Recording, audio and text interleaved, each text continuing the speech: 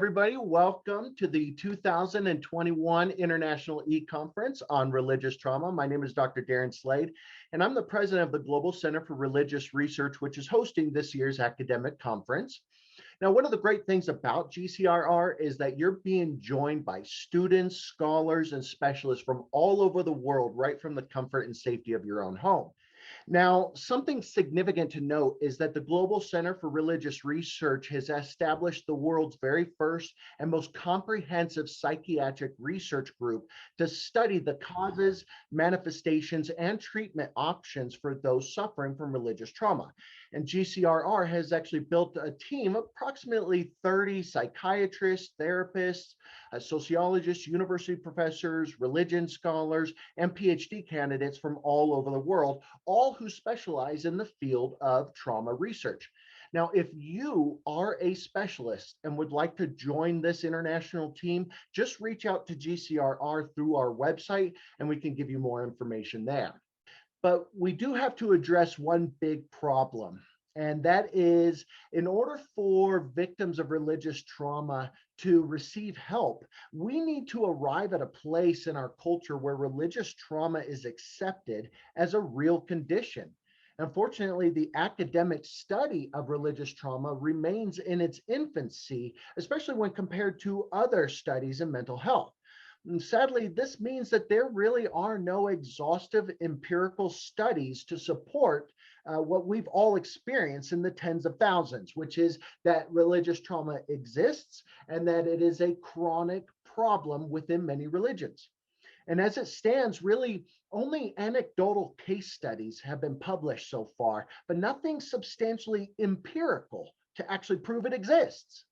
So GCRR is intending to correct this gap of knowledge, and we would like to get your help with this. So we just recently set up a GoFundMe page in order to crowdsource the world's very first comprehensive empirical study on religious trauma. We want to conduct a massive sociological study on those traumatized by religion in the hopes of providing the foundational data necessary to educate and hopefully prevent religious trauma from occurring in the future. And you may be asking, why are we crowdsourcing this on GoFundMe? The sad fact is that all federal funding for mental health research has come to a screeching halt. And so we have to turn to the public for help right now.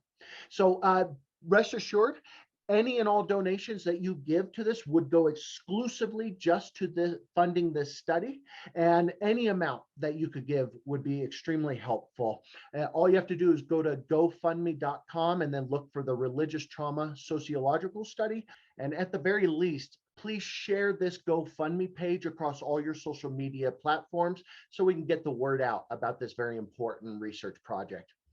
Now, with that said, I want to introduce you to a good friend of mine and our next presenter, Andrew Jasko. So Andrew Jasko, he actually has an MDiv and went to seminary, and tonight he's going to be talking about healing hell trauma, psychological treatment for religious indoctrination and fear of hell.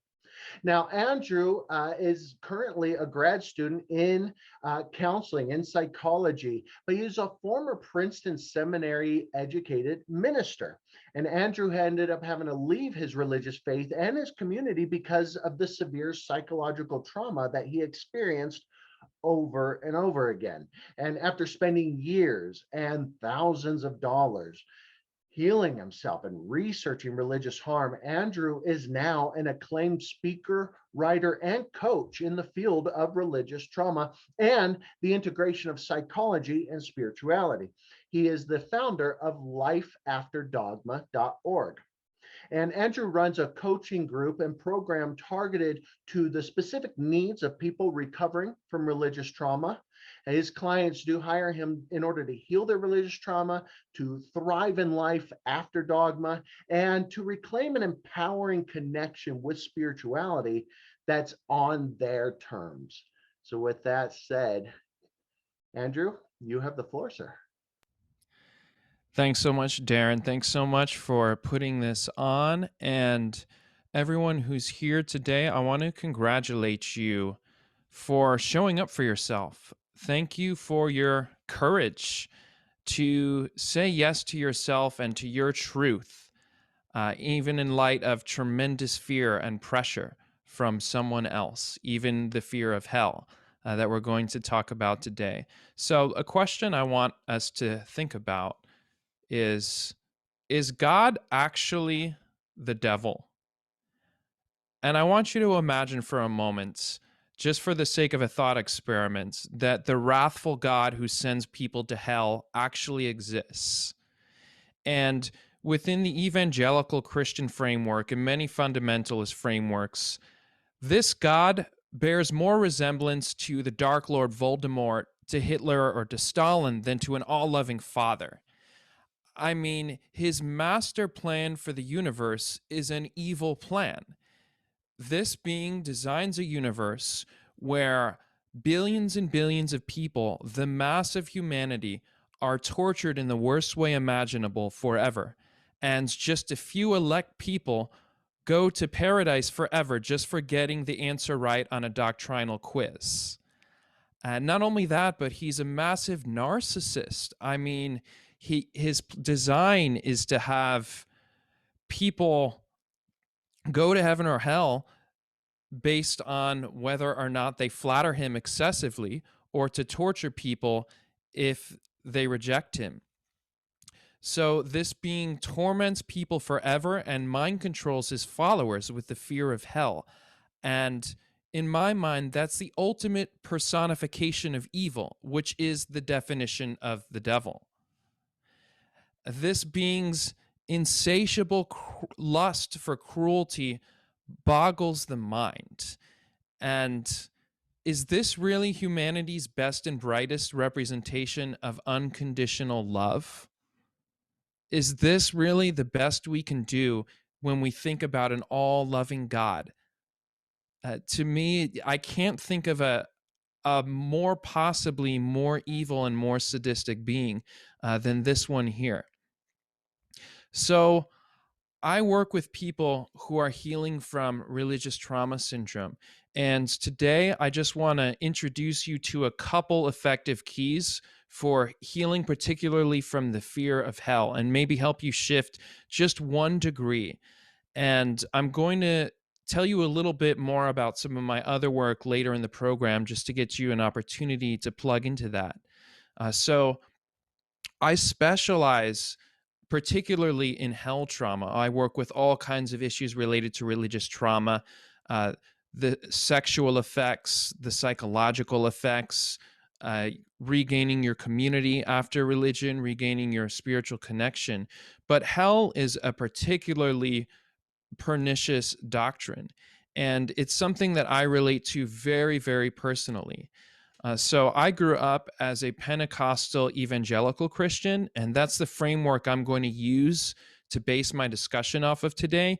If you don't come from this tradition, you can probably relate to a lot of the things I say about hell. And if you can't, please take these ideas and make your own presentation about what you were taught. So I grew up in a Christian home, doing my best, really, really devoted to my faith, all out, ended up becoming a minister and a missionary as well.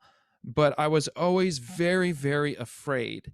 And I was taught to believe in eternal physical fire and torture that felt as real as my belief in gravity. As I was learning to walk and talk, I was learning to fear hell for less than perfect thoughts and emotions and actions. And this kind of a fear can alter human psychology at a fundamental level. As a child is learning to navigate the world, developing a psychological navigational system for life, they're learning to view everyday life and everyday decisions as a matter of life and death. And survival is a constant issue in your mind.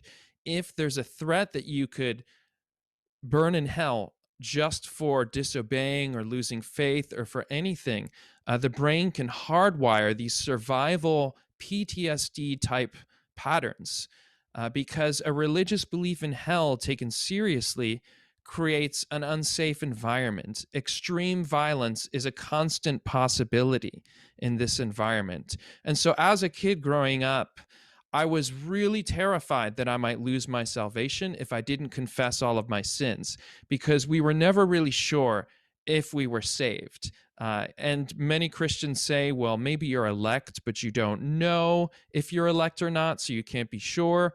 Or maybe you could lose your salvation. So it was always a shaky deal, no matter what your theology was. And we were taught to always go up to the altar call at the end of every service to make sure that we were right with God, to make sure that we were saved from hell. And so I remember I would pray the sinner's prayer, sometimes thousands of times a day, as a young boy, as a 5-year-old child, because I was so afraid of this thing called hell. I mean, they were really serious. It was in the Bible. They were talking about it every Sunday. And if I didn't do the right thing, or if I didn't believe properly, I could go there. So I developed insomnia as a result of this as well, because I was afraid that if I didn't confess all of my sins, I might end up falling asleep before I confessed a sin and lose consciousness and wake up in hell.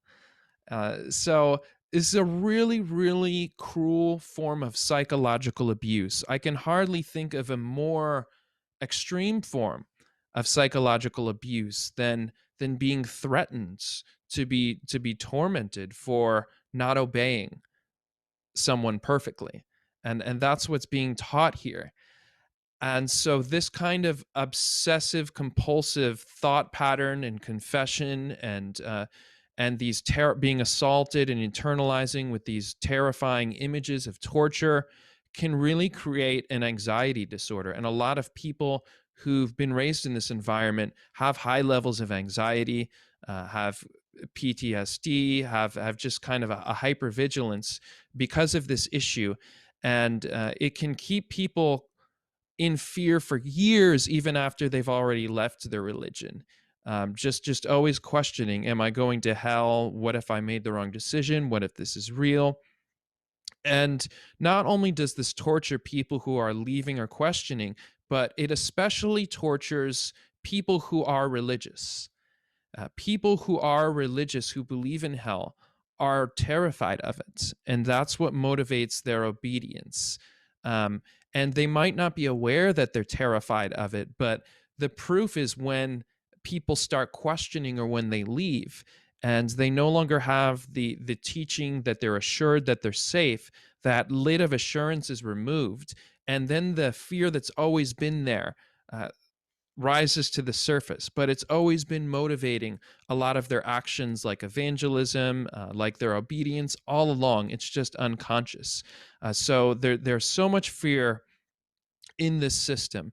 And I want to share with you a couple of keys today for how to break through this system. So I'm going to share my PowerPoint screen here. 1 minute.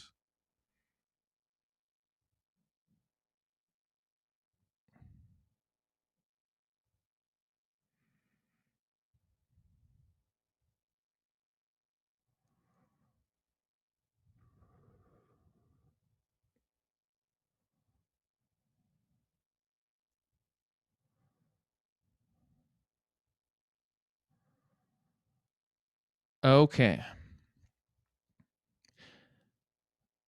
So, the first key to healing from the fear of hell is to understand how you were manipulated. And actually, there was a group of Christians in the early church who called the God of the Old Testament Yaldabaoth. They called him an evil god because they saw how he was wrathful and he punished people and he committed genocide. And they taught that he kept people from their inner divinity, from their connection to the divine, and used religion as a chief instrument of enslavement to keep people from connecting with the divine, with the real God. And what happened was Christianity ended up stamping out Gnosticism and eliminating it. And this split personality God, this God who was half loving and half evil, has continued to dominate Christianity and many religions that subscribe to the Bible, where there are these teachings of love and there are these teachings of fear. And so when there's a mixture of fear and love, that's what constitutes abuse, because you stay in a relationship that's abusive because you are receiving love and benefits, but the fear of being punished, of violence, of being tortured, uh, keeps you submissive, and also keeps you from leaving. So that in itself, this abusive pattern, is a manipulation. Another thing here is that hell is a root doctrine in this belief system. It's a primary motivation. It motivates people to buy into the whole thing to begin with, because you're taught that you are sinful, that you deserve hell. Hell is the default position of a human being in this scheme. So if you're evil, if you're deserving of wrath, you can really be manipulated and conned and schemed by this kind of a thing. And so believing that you are deserving of punishment just for being a human being, um, can lead to unconditional obedience, really a very severe form of psychological manipulation, where you're taught that in order to be saved from the threatened punishment for the imagined crime, which here is being born, you are to surrender your agency to this community, to the text, to the deity. Complete and total obedience is the only way to assure that you are saved from this punishment. And so you can have thought crimes and emotional crimes and sexual fantasy crimes that could potentially threaten hell. And it's also that hell is God's judgment for not believing in a specific religious confession of faith. That's really the key here. And it's used as a threat against questioning. So even questioning the religion can bring on this tremendous fear of hell. Even actually questioning the doctrine of hell could lead to going to hell, because you're not allowed, because questioning can lead to the thing becoming a reality in this belief system. So it's used to manipulate people to keep them from thinking.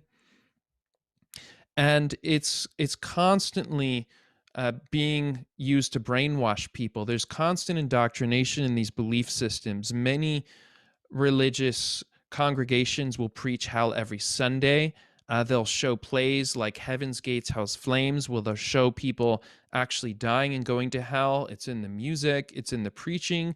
And hell is used to motivate people to convert other people. Why do we need to be here on earth to begin with? It's taught that people who are saved or elect, their continuing purpose on earth is to save people from hell. And you need to buy into the religion in order to be saved from hell. So hell is really a root doctrine. And what would happen to the religion if it was gone?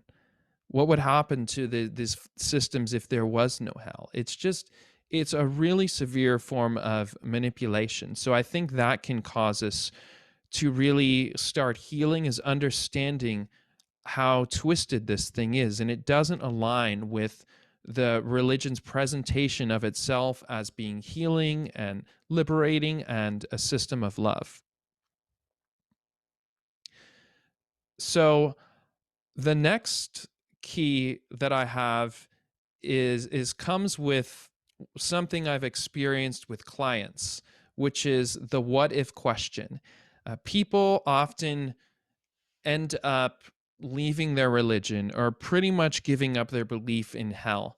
But they're hooked and they're stuck on obsessive fears of hell because what if I'm wrong, right? Like it's great to um, achieve your freedom and to have liberation and all of that, but if there's a small 1% chance that leaving this belief system might throw me in hell, if there's just a tiny possibility that hell exists, then this risk isn't worth it. And I'm just going to be afraid forever because I can never really know.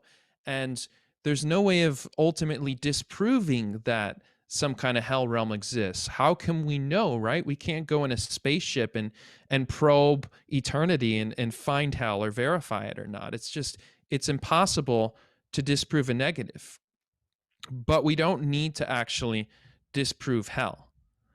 And the reason for this is that the fear of hell isn't about any kind of a hell possible. It's about a specific kind of hell, and it's attached to the specific belief system that proclaims the hell. So if you deconstruct that belief system, then the fear of hell goes away.